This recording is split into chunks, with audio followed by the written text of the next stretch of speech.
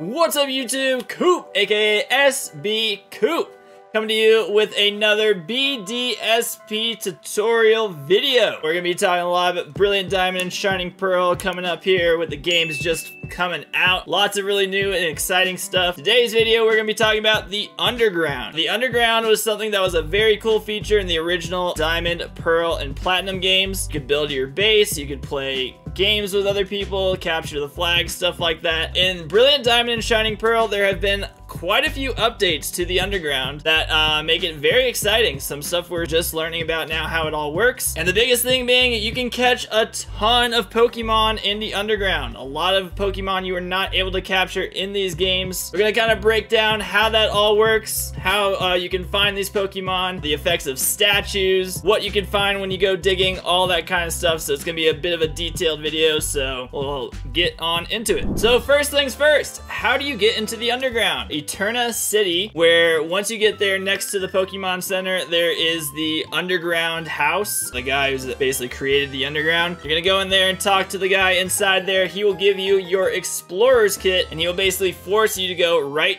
to the Underground as soon as you do that.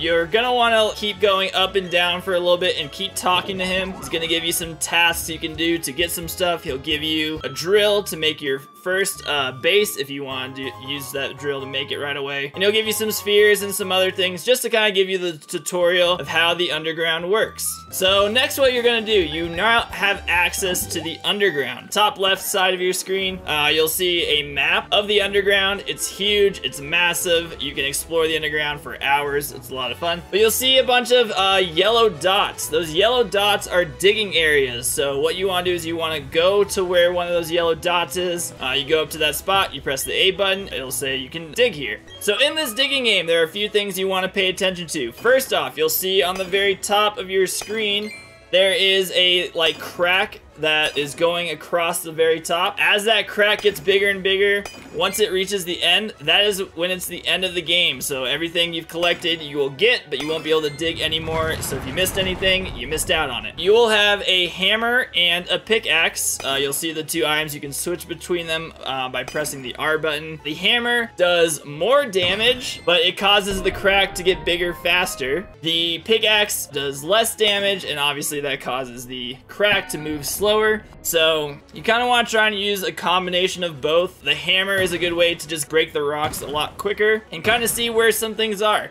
You'll notice different items as you break the wall down. A lot of these gray squares, those are just rocks. You do not want to hit the rocks. The gray squares, every time you hit those, it causes the crack up top to get a lot bigger, a lot quicker. But what you will notice is different colored items start appearing as you break the wall. There are many different items that you can get through this digging game. You'll get things like spheres, you'll get shards, fossils, evolution stones, held item stones like the heat rock, water rock, stuff like that. You'll also find these boxes. You'll see an element, kind of like water, fire, something like that. Those boxes hold statues, and those are the things that are most exciting to find in this digging game. So when you find a statue, you'll notice it right away. You're gonna want to collect as many of these statues as you possibly can. The biggest addition to the Underground is there are now things called hideaways. These hideaways have tons of different Pokemon inside of them. Each hideaway has a theme. All different types of themes. You'll find them as you explore the Underground. As you can see, in each hideaway, there are different spawns of Pokemon that you can get in there. There is a description of what Pokemon spawn in each area. I'll have a link to that below, just to give you an idea. It's massive. There's so many. List is a little bit smaller at the beginning of the game. As you complete the game and get more HMs, each HM unlocks a new type of Pokemon that can be in those hideaways. It increases the level, so the level scales with you as the game goes on. Once you beat the game, there is a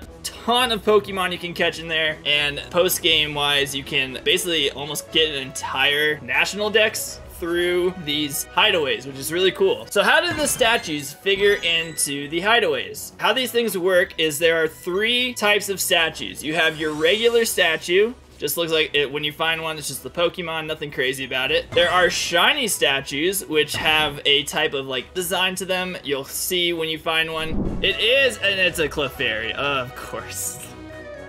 We got a shiny Clefairy statue because that would happen. I just got trolled. I got straight up trolled. It's very obvious. The box is a different design. But when you get the Pokemon, it has a star next to the name in it. Very cool thing to find. And the third type of statue are legendary statues. I'm not super familiar on how these legendary statues work. I don't know if you can find them in the underground or if they have something to do with Ramona's Park, where you hunt the legendary Pokemon. Maybe it's like once you capture that legendary Pokemon or something like that, you get the statue. I don't have a ton of information, but the legendary statues are very good. But we'll talk about that a little bit later. So what is the point of these statues? These statues can cause the type of Pokemon that spawn in the hideaways to increase based on the typing. So if you find yourself a bunch of fire type Pokemon statues and you put them all on your base, that will start to increase the amount of fire type Pokemon that can spawn in the hideaways. How it works is based off of what type of statues you have. In your base, you can only hold a total of 18 statues. I say only, but it's hard to fit 18 total statues in there. But there's a way to boost what types of Pokemon you're going to encounter based on the type of statue you have. So if you just have a bunch of normal type statues, you can check the effect of your statues. It's gonna say it slightly increases the chance, so it's gonna increase it, not very much, not that great. So if you get a bunch of shiny and regular type fire statues in your base, it will cause the statue effect to go from slightly to there is a chance of increasing fire type Pokemon. So you've gone from slightly to there is a chance, so there has been a boost. It's still not amazing, but it's pretty good. Now, if you are able to get a legendary statue and a bunch of shiny statues and regular statues, put them all on your base, you're gonna check the statue effect. It's gonna say highly increasing the chance of fire type Pokemon. That's the maximum. So that's what these statues do. They increase what types of Pokemon you're gonna find. I will say shiny type statues are a huge increase, so you want to get as many shiny statues as you possibly can. Those are much, much better than the regular statues. Also, when it comes to the statues you find, the highest evolution of a Pokemon is going to have more of an effect than the lowest type. So if you have a Charmander statue and a Charizard statue, Charizard's going to increase more than the Charmander. Shiny Charmander is going to be better than a regular Charmeleon, but not as good as a Charizard one. Shiny Charmeleon, better than a regular Charizard, and then obviously Shiny Charizard's the best of that line. One thing to note with the statues have no effect on the shiny odds. There was some thought the statues could cause an extra roll, especially if you found a shiny statue. Not the case. Shiny statues have nothing to do with the shiny odds. There is a way to increase the shiny odds. We'll get to that in a second. But statues have nothing to do with shiny odds, just what type of Pokemon you will see. Next part with the underground. You're probably wondering, okay, so statues don't increase shiny odds. Can I increase my shiny odds? There is a way.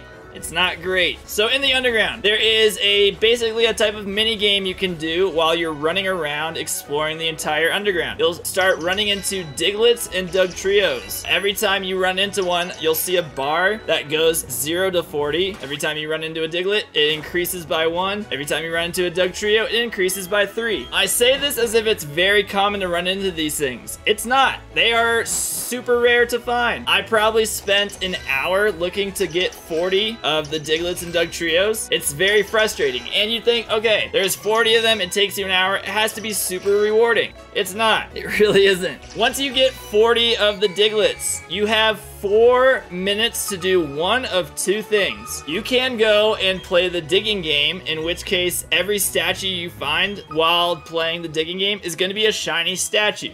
Great. You only have 4 minutes to find statues. That's not a long time. You'll find it goes by very quickly. The other thing you can do in those 4 minutes is go shiny hunts. Yeah.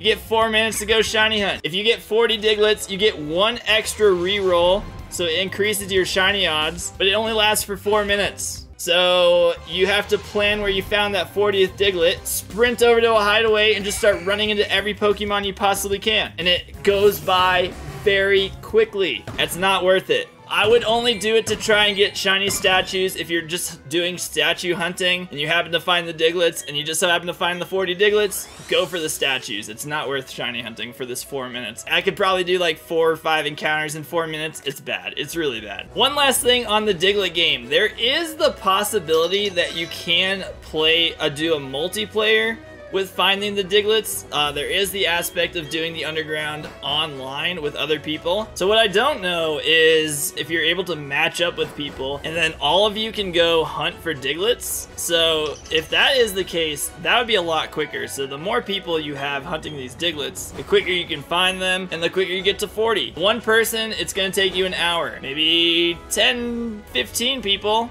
only take you a few minutes. So we'll have to see how that goes once more people are doing the online thing. As of right now, I don't know if that's a thing at all. So one more thing with your base. You are able to expand your base by exchanging these spheres. Unfortunately, by expanding your base, it does not increase the amount of statues your base can hold. The maximum amount of statues it can hold is 18. It's always 18. I guess the only thing, you'd expand it. So maybe if you have a bunch of big statues, you can put more of the big statues, but no matter what, maximum statues is always at 18. Alright, so back to the legendary statues. So something else you can find while digging is you will find mysterious shards, which are very hard to find.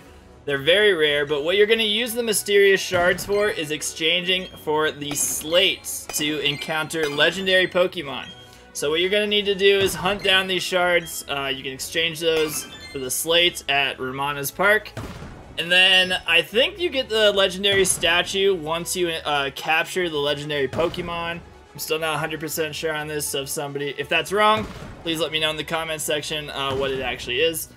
But you want to get these mysterious shards. You'll be able to get the slates, and then the legendary statues, which I said before, give a huge boost to what type of Pokemon you can encounter. For instance, Mewtwo has like 180 boost for psychic type Pokemon, which is so much more than any shiny type statue.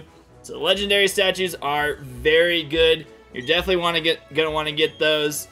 Hopefully you don't have to capture the legendary Pokemon to get them. So I know a lot of people will be shiny hunting them, so hopefully I'm mistaken on that part. And there's a different way to get the legendary statues. And that's about it for the underground that I really want to touch on here. Obviously, there's a lot of stuff to discover down there.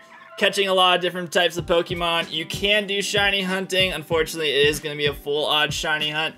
So overall, I'd say the underground is good. It's going to be a fun thing to do. A little disappointing that there's not a boosted shiny, like a good boosted shiny type hunting in the underground.